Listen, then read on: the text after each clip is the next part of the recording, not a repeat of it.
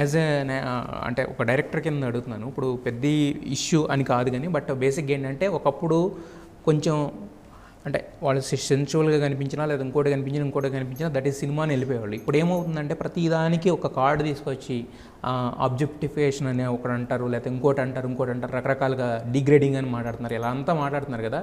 As a film మేకర్గా మీ take ఏంటి madam? Your audience is changing అండి, అది మీరు గమనించాలి.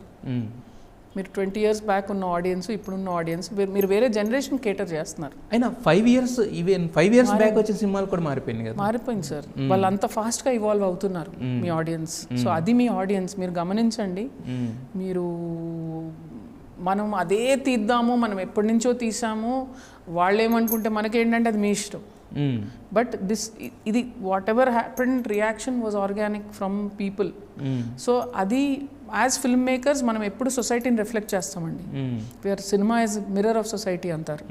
సో మనము జనాలు ఏమంటున్నారు, ఏమనుకుంటున్నారు అనేది మనం ఎప్పుడు అవేర్గా ఉండాలి, కనెక్టెడ్గా ఉండాలి.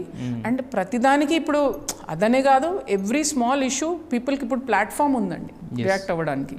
5 years బ్యాక్ అంటే అప్పుడు అంత ప్లాట్ఫామ్స్ లేవు, ఇప్పుడు ఉన్నాయి, రియాక్ట్ అవుతున్నారు, వాడతారు కదా. ఇప్పుడు everybody is a content creator నౌడేస్. And ఇంకోటి, ఒక్క న్యూస్ కొంచెం అయ్యింది పట్టుకుంది అంటే అందరూ ఫీల్ అయిపోతున్నారంటే ఇంకా చాలా ఎక్కువ మంది రైట్ చేస్తారు దాన్ని. So but it's a fact, whatever people have said they have said. అలాగే బుచ్చిబాబు గారు కూడా స్పందించారు కదండి, యాక్సెప్ట్ చేశారు. So he took cognizance of that fact. So people should be aware of what they are putting out. Better కదండి మీకే. మనం public స్పేస్లో పెడుతున్నప్పుడు జనాలు ఇప్పుడు జనరేషన్ ఎలా ఫీల్ అవుతున్నారు అనేది మనం అవేర్గా ఉండటం మన బాధ్యత, మన చాయిస్ కూడా.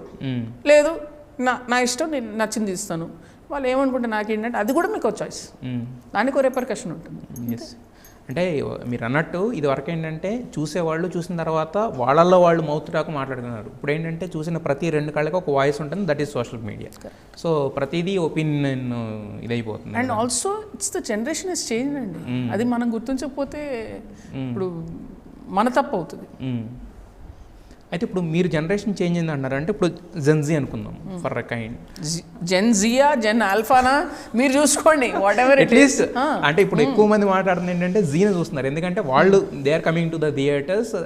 అంటే ఇప్పుడు మహారాజా పోషకులు అంటారు కదా. ఇప్పుడు 10 ఏళ్ల పిల్లలకు కూడా ఒపీనియన్స్ ఉన్నాయండి, వాళ్ళు కూడా పెడుతున్నారు. ఉన్నాయి కానీ బట్ అంటే నేను అనేది అంటే వాళ్ళంతటా వాళ్ళు థియేటర్కి వచ్చి చూసే ఏజ్ చెప్తున్నాను మేడం. ఇప్పుడు జెన్జీ జనరల్గా ఉంటున్నారు కదా. సో మరి మా ఇంటి బంగారం వరకు తీసుకుంటే కనుక ఎలాంటి కంటెంట్ వాళ్ళకి క్యాటర్ చేయబోతున్నారు? అంటే మీరు మారిన జనరేషన్ మారింది అన్నారు కదా, దానికి తగ్గట్టుగా మీరు ఎలా? We think there is content for them అండి, విచ్ ఇస్ వై తసదియా సాంగ్కి అంత మంచి రెస్పాన్స్ వచ్చింది. And even for the teaser trailer there was a very good response from Gen Z for that అని మాకు వచ్చిన ఇన్ఫర్మేషన్ అది. ఇంకా అది ఎంతవరకు వాళ్ళు కనెక్ట్ అయ్యారు ఏంటి అనేది విల్ సీ. అంటే నేను ఒకప్పుడు బేబీ తీసినప్పుడు they were never my target audience, అసలు వాళ్ళు కనెక్ట్ అవుతారని నేను అనుకోలేదు. చిన్న పిల్లలకు కూడా నచ్చిందండి సినిమా.